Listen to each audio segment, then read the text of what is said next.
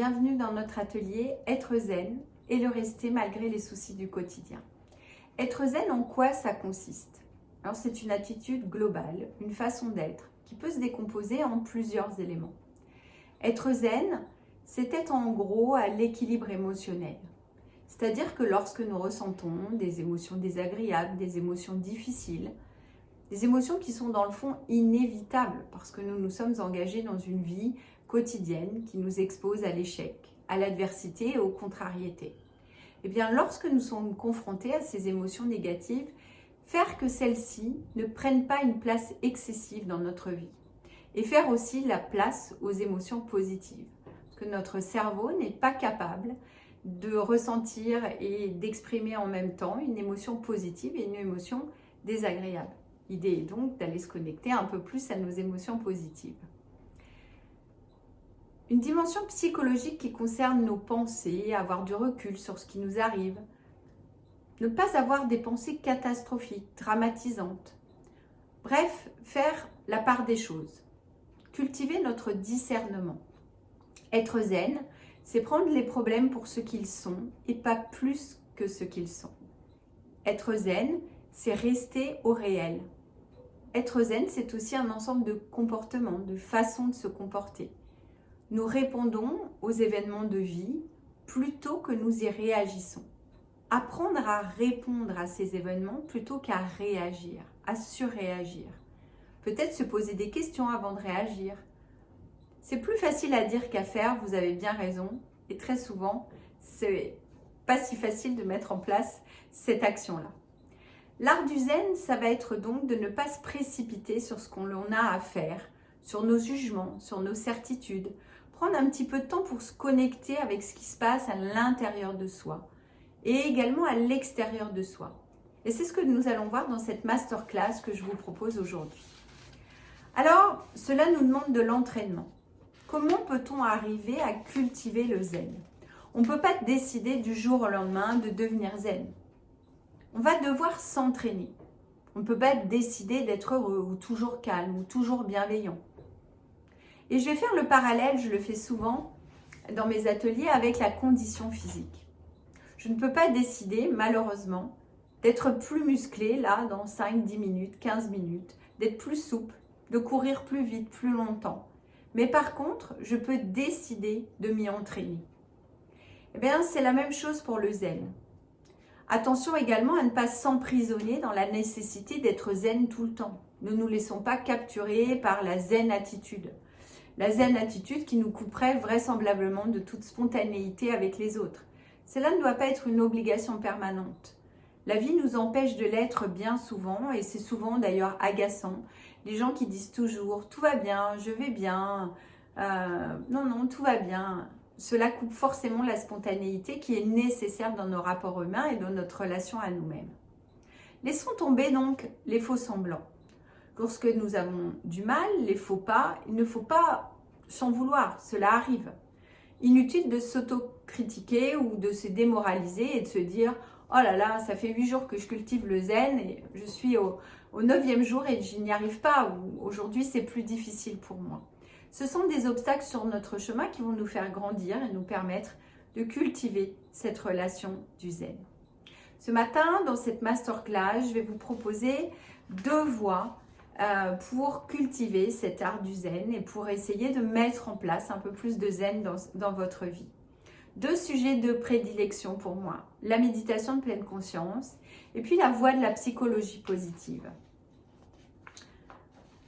La première de ces voies, c'est donc la méditation de pleine conscience. Celle que j'ai empruntée maintenant il y a plus de 14 ans dans le but de mieux gérer mes émotions, mon stress.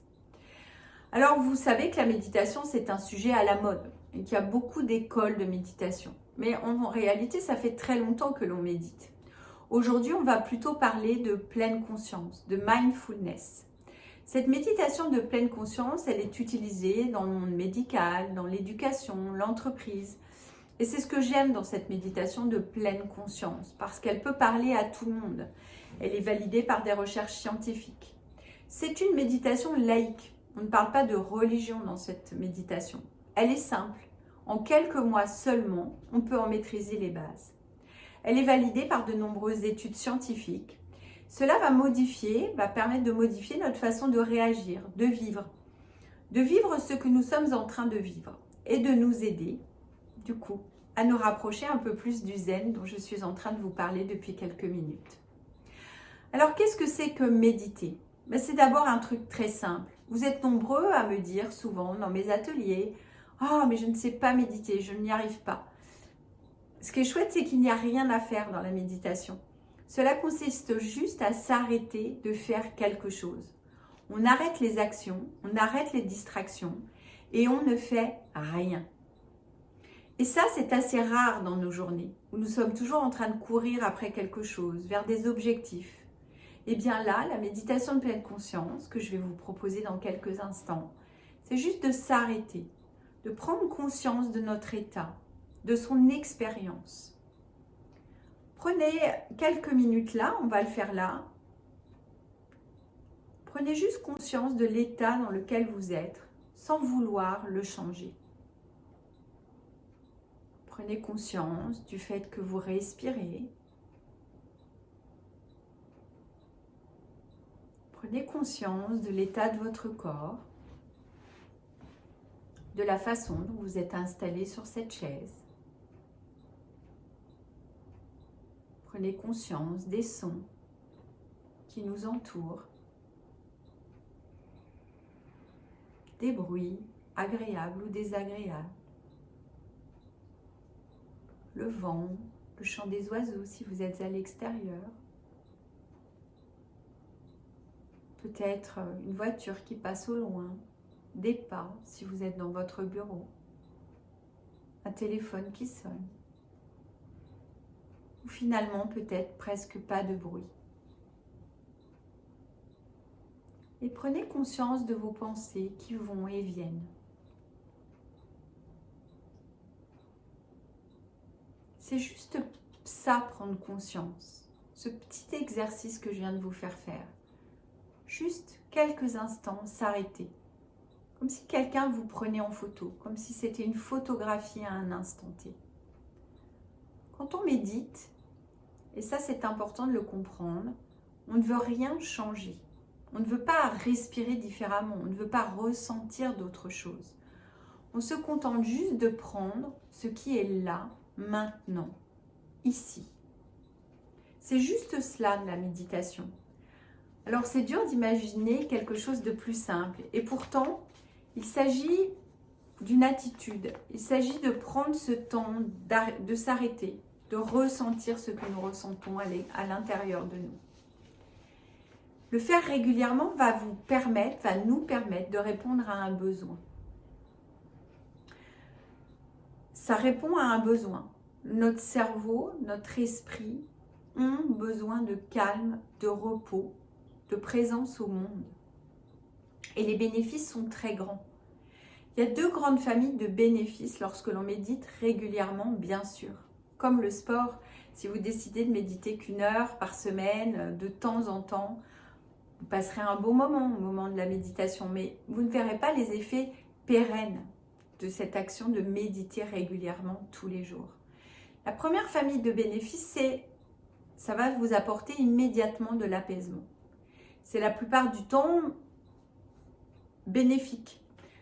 C'est une sorte de confort, de détente nouvelle que vous allez ressentir quand vous allez expérimenter cette méditation de pleine conscience. S'arrêter, ne rien faire, va vous apporter du confort, une détente nouvelle et intéressante. Et l'autre chose, c'est le discernement. S'arrêter souvent pour voir ce que nous ressentons. Cela va vous permettre de vous connecter à votre intelligence émotionnelle, de comprendre notre manière de réagir et d'aller davantage vers ce qui est important pour nous. Pour beaucoup de personnes, cela apparaît comme quelque chose de difficile. Or, vous avez déjà été très souvent dans des états méditatifs. Devant un feu de cheminée, si vous êtes en métropole, devant la mer, les vagues, le train avec le paysage qui défile. Lorsque vous vous concentrez uniquement à la tâche que vous êtes en train de faire, eh bien nous rentrons dans un état qui est assez proche de cette pleine conscience. Notre attention est mobilisée, Elle est stabilisée sur des objets en mouvement et cela apaise nos émotions. Cela va se produire quand on est devant une cible mouvante. Les exemples que je viens de vous donner. Une flamme dans un feu de cheminée, les vagues, le paysage. Et si voulons reproduire cela chez nous, à l'intérieur de nous, eh bien nous allons nous servir de notre respiration. Notre respiration est notre ancrage pour entrer dans cet état méditatif, nous amener dans ce va-et-vient, ce flux, cette cible mouvante à l'intérieur de nous. Je vais vous proposer d'aller un petit peu plus loin que l'exercice précédent. L'espace de respiration ou quelques minutes de respiration ensemble, on va se connecter à notre respiration et vous allez démarrer cette méditation de pleine conscience avec moi. Vous allez dans un premier temps adopter une posture droite qui va vous permettre de mieux faire l'exercice. Ne soyez pas avachis car sinon nous allons comprimer notre diaphragme et limiter notre capacité respiratoire.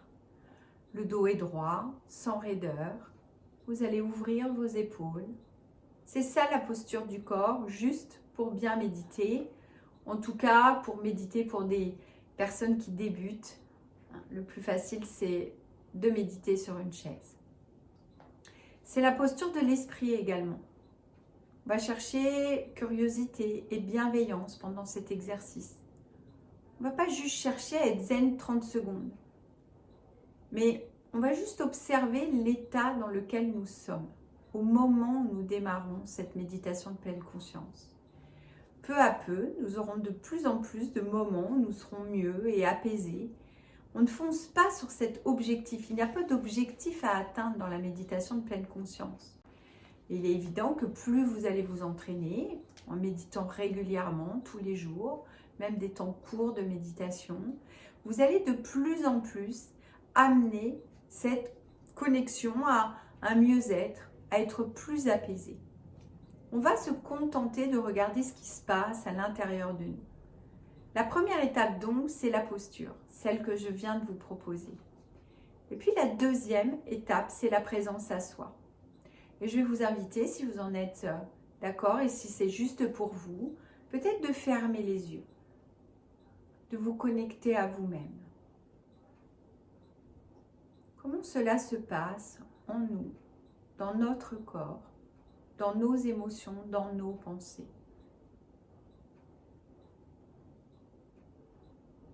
Si pour certains, certaines, vos yeux sont encore ouverts, que voyons-nous autour de nous? Sans y remettre notre mental, juste observer. Et puis, pour celles et ceux qui ont fermé les yeux, comment ça se passe à l'intérieur de vous? Quelle est l'émotion présente à ce moment-là? Et puis la troisième étape, nous allons suivre notre souffle. Nous allons juste suivre notre souffle et les mouvements respiratoires de notre souffle. Juste les suivre, les ressentir. Par exemple, en observant les mouvements de l'air qui entre et qui sort de vos narines. Un air frais à l'inspiration et peut-être un air plus tiède, plus chaud à l'expiration. Observez cela sans rien vouloir modifier, étant juste dans l'observation. Puis on peut élargir un peu plus la conscience de notre respiration à nos épaules, notre poitrine, notre ventre. Vous pouvez même, si vous en avez envie, déposer une main sur votre ventre et votre poitrine pour mieux vous reconnecter à votre souffle. La poitrine qui se gonfle à l'inspiration et qui s'abaisse à l'expiration. Vous n'avez rien d'autre à faire que ressentir le va-et-vient de votre souffle dans cet exercice que je suis en train de vous proposer.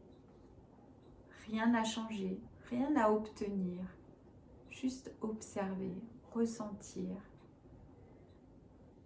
Et puis élargir encore notre conscience.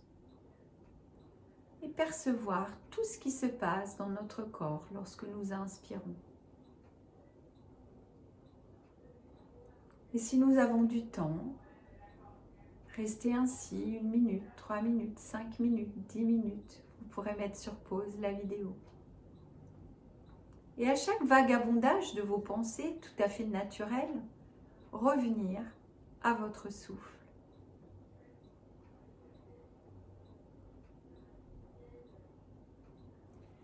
Donc vous voyez que cet exercice de méditation est simple. Ce qui est plus compliqué à faire, c'est de s'entraîner régulièrement et de le faire chaque jour.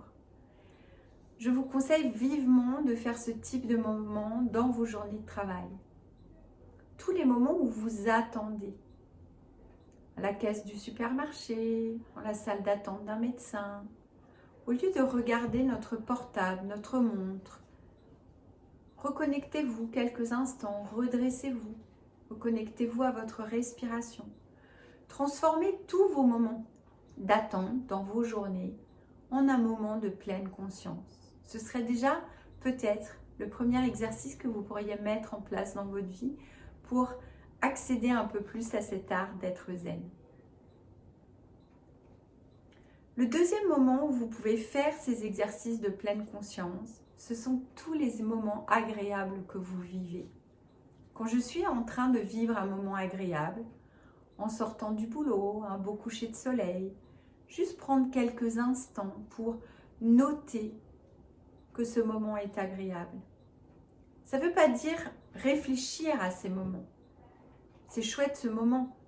Cela veut juste dire se poser quelques instants en regardant, en respirant, en ressentant dans notre corps les bienfaits de ce moment que vous êtes en train de vivre, en vous sentant totalement présent à la situation. Je suis bloquée dans un embouteillage et malgré tout, si je tourne la tête à gauche, c'est la saison des baleines en ce moment, peut-être que j'aurai la chance d'observer une baleine. Et je vais prendre tout mon temps pour observer et vivre pleinement ce moment-là. C'est pas tout à fait la même chose de dire « Tiens, le ciel est beau ce soir ». Et puis de continuer à marcher parce que vous êtes en train de marcher au bord de la plage. La pleine conscience, c'est s'arrêter, ressentir ce que ce paysage, ce moment agréable vous procure. Et là, vous allez vivre deux expériences très différentes avec la même situation. Si je décide ce soir de faire une marche et de me dire « Tiens, le ciel est beau » et de partir faire ma marche, de regarder ce soleil couchant, de prendre quelques instants pour observer les couleurs, ressentir les émotions agréables dans notre corps, eh bien vous aurez vécu deux situations différentes. Et puis il y a un troisième moment où ça va être intéressant pour vous de pratiquer la méditation de pleine conscience, celle que je préconise très souvent en entreprise. Le monde du travail est souvent source de stress. Ce sont effectivement tous les moments de stress que vous vivez. À chaque fois que quelque chose vous agresse, nous agresse, ou qu'il est difficile, un moment difficile à traverser, cela peut être une bonne idée de s'arrêter quelques instants, de prendre du temps pour respirer. Quelle est la situation que je suis en train de vivre? Quelles sont les émotions que cela déclenche en moi, cette situation? Quel genre de pensée automatique survient? Est-ce que nous suivons ces pensées ou est-ce que finalement, je peux reprendre le contrôle quelques instants et je peux revenir dans mon corps et dans ma respiration? L'idée, c'est de finalement répondre aux situations stressantes de façon différente, avec un tout petit peu plus de recul et de discernement que simplement d'y réagir de manière instinctive, avec notre cerveau reptilien par exemple. Donc il y a plusieurs moments où vous pourrez vous poser pour digérer les événements de manière différente. Je vous invite vraiment à pratiquer dans ces trois situations-là la méditation de pleine conscience. Le deuxième outil qui me tient particulièrement à cœur, c'est la psychologie positive. La psychologie positive va vous permettre de cultiver cet art du zen. Alors, il y a beaucoup d'incompréhension et de malentendus autour de ce sujet. Beaucoup de personnes pensent qu'il faut être content tout le temps, même quand nous sommes confrontés à des situations difficiles. Évidemment, la psychologie positive, ce n'est pas ça. Ce n'est pas la méthode Coué, à ne pas confondre avec la méthode Coué. Je traverse une situation désagréable, difficile, très dure, et je me flagelle en me disant « je vais bien, tout va bien », etc. Évidemment, ce n'est pas cela, la psychologie positive. Être zen lorsque notre maison brûle, ce n'est ni réalisable ni souhaitable. Il vaut mieux être un peu speed en action pour trouver des solutions. La psychologie positive a consisté à savourer les bons moments quand ils sont là et à observer ce qui fonctionne bien malgré la situation difficile que nous traversons. Cela semble assez facile, peut-être une lapalissade, mais si vous regardez bien dans votre vie, il y a plein de petits bons moments que nous ne prenons pas le temps de savourer parce que notre esprit est toujours ailleurs. Parce que notre esprit est toujours dans l'après, dans les soucis. La psychologie positive pourrait se résumer par l'art de savourer et de regarder tout ce qui va bien dans nos vies pour prendre de la force face à l'adversité de la vie. Pourquoi faut-il faire des efforts pour savourer ce qui va bien dans le fond? Eh bien, tout simplement parce que notre cerveau a tendance à passer très très vite et à ne pas s'arrêter sur les choses qui vont bien. Les chercheurs en psychologie positive font la comparaison avec le téflon. Vous savez, les poêles téflon, c'est ce qui glisse. Je mets du beurre dans une poêle téflon, ça glisse. Et puis le velcro. Le velcro, c'est plutôt quelque chose qui s'accroche à nous. Alors, la plupart du temps, notre cerveau a plutôt un effet téflon sur les bonnes choses. Donc ça glisse, ce beau soleil couchant dont je vous parlais il y a quelques minutes. Bon, ok, ouais, d'accord. Et par contre, il s'accroche sur les choses négatives, le côté velcro. On rumine nos effets négatifs de notre vie. Le but de la psychologie positive, ça va être d'ouvrir nos yeux sur ce qui va bien, sur ce qui fonctionne bien, sur ce qui nous procure du bien-être, et ce malgré toutes les difficultés que nous rencontrons dans notre vie. Vous êtes dans un embouteillage, nous sommes assez confrontés à La Réunion aux embouteillages. Vous pouvez mettre en place 2 stratégies. La stratégie négative. J'en ai marre de ces embouteillages, je suis crevée. Cette route, cet argent qu'on a dépensé, tous ces gens qui sont incapables de bien conduire et ces gens qui nous gouvernent et cette route qui n'en finit pas, etc., etc., etc. Et du coup, faire de ce moment d'embouteillage encore plus d'anxiété, de stress, plus de fatigue. Et puis, on peut essayer de traverser ce moment avec la psychologie positive. C'est vrai, tout ce que je viens d'énumérer est vrai. Oui, il y a des embouteillages. Oui, parfois les gens conduisent mal. Oui, c'est vrai, cette route n'en finit pas. C'est vrai qu'il y a des embouteillages. C'est vrai que je suis fatiguée. Ce n'est pas être aveugle, la psychologie positive. C'est plutôt observer dans cette situation-là qu'est-ce qui est malgré tout confortable et agréable. Peut-être que j'ai une bonne voiture et que oui, dans 1 heure, je serai chez moi. Je vais retrouver ma famille. Et ça va être sympa. On va passer un bon moment ensemble. Peut-être se projeter dans ce que l'on va faire d'agréable ce soir. En fait, c'est ça la psychologie positive. Il y a des problèmes et je m'occupe des problèmes quand il y a lieu d'avoir des problèmes. Mais pour avoir la force de m'occuper de ces problèmes de façon zen, dans le calme et dans l'apaisement, sans surchauffe, je vais prendre cette force dans tous les petits copeaux de bonheur que la vie m'apporte. J'inverse l'effet téflon. Je m'accroche aux bonnes choses de ma vie.